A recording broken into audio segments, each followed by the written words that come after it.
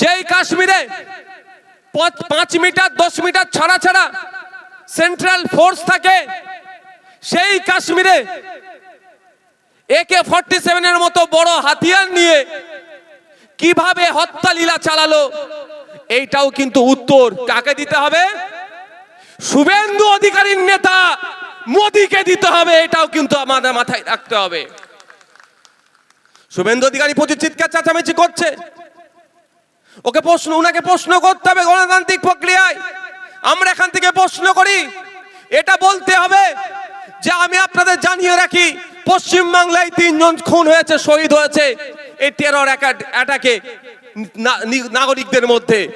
তার মধ্যে একজন বেহালায় শখের বাজারে সমীর গুহ নামে এক সাহেব, তার বাড়িতে আমি গিয়েছিলাম, কথা বলেছি, কথা বলে জানতে পেরেছি যে যখন গুলি চালিয়েছে জঙ্গিরা, যখন আক্রমণ করেছে জঙ্গিরা, তার প্রায় 2 ঘন্টা পরে ফোর্স এসেছে তাদেরকে উদ্ধার করতে। যে কাশ্মীরে 5 মিটার 10 মিটার ছাড়া ছাড়া ফোর্স থাকে, প্রায় 2 ঘন্টা পরে কেন ফোর্স আসলো, সে প্রশ্ন থেকে যাচ্ছে না ভাই?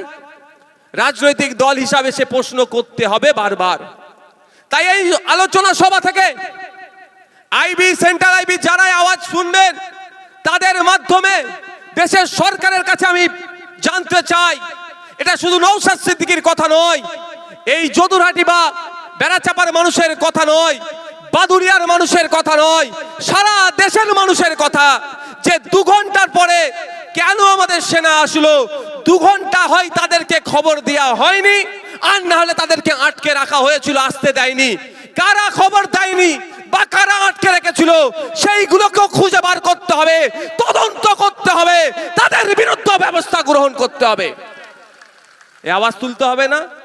এটা ভারতবর্ষ প্রশ্ন করছে, এটা নাগরিক প্রশ্ন করছে। এই প্রশ্নটা যাতে না সবাই করতে পারে, তার জন্য হিন্দু মুসলমানের মধ্যে বিভেদ লাগানোর চেষ্টা করছে। এই প্রশ্নটা না করতে পারে, তার জন্য কি বলছে? ধর্ম জেনে জেনে খুন করেছে। আমরা দেখেছি যাদেরকে খুন করেছে, হত্যা করেছে, তার মধ্যে কাশ্মীরি নাগরিকও ছিল, তার ধর্মীয় পরিচয় আলাদা ছিল। আমি ধরে নিলাম ধর্ম জেনে খুন করেছে। আচ্ছা আপনারা বলুন, ভারতবর্ষের ইতিহাসে বলতে পারবেন এই ধরনের কোনো ইতিপূর্বে ছিল টেরর অ্যাটাক যেখানে হিন্দু বা মুসলমান তুমি জেনে জঙ্গিরা মেরেছে?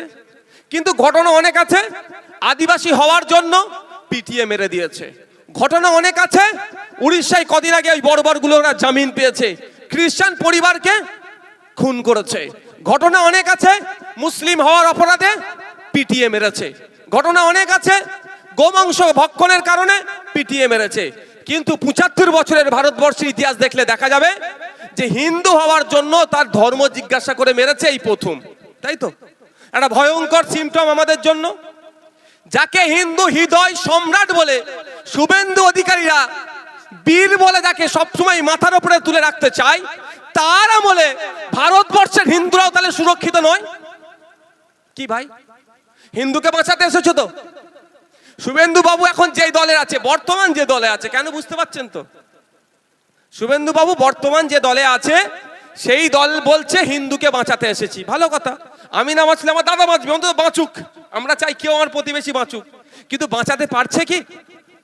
বরঞ্চ এ নিজেকে হিন্দু হৃদয় সম্রাট বলে প্রতিষ্ঠা যিনি করতে চাইছেন বা যার দল করতে চাইছে, তার আমলে বেছে বেছে হিন্দুকে খুন করলো। এরা জবাব তো দেওয়া দূরের কথা, মাইকলে শুধু হই হই করছে। বরঞ্চ আপনার বাড়ির ছেলে, আমার বাড়ির ছেলে, বাংলার ছেলে ঝন্টু আলী মল্লিক, এই কেন আমার দেশের নাগরিককে, কেন আমার দেশের হিন্দু ভাইকে পাকিস্তান থেকে নাকি জঙ্গি এসে খুন করবে, এর বদলা নেওয়ার জন্য চুপ করে বসেছিল না। আমার হিন্দু ভাইকে কেন খুন করেছে, জবাব দেওয়ার জন্য মাঠে নেমে জঙ্গিদের বিরুদ্ধে লড়াই করে জীবনটা দিয়ে দিল।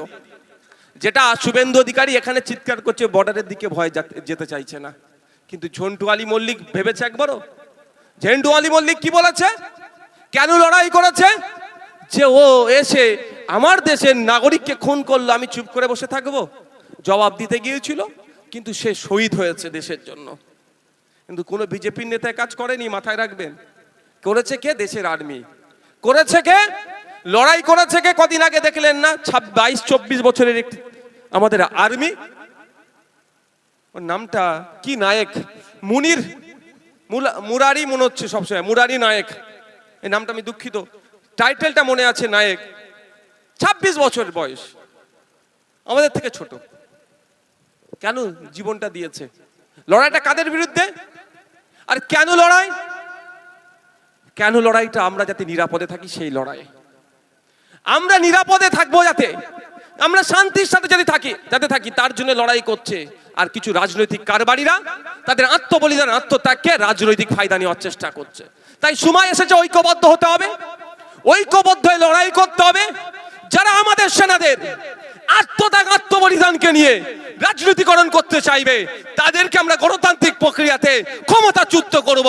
তার পরিবর্তে আমরা যারা আমাদের সেনাদের যে সমস্ত গ্যাপগুলো আছে, 2019 সাল থেকে আর্মিতে কোনো রিক্রুটমেন্ট নাই, আর্মি শূন্য পদ হয়ে যাচ্ছে, আর্মির পোশাক নিয়ে আর্মির খাবার নিয়ে অনেক গোলযোগ আছে, অনেক অভিযোগ থাকার পরেও মোদী সরকার ঠিকঠাক পূরণ করছে না।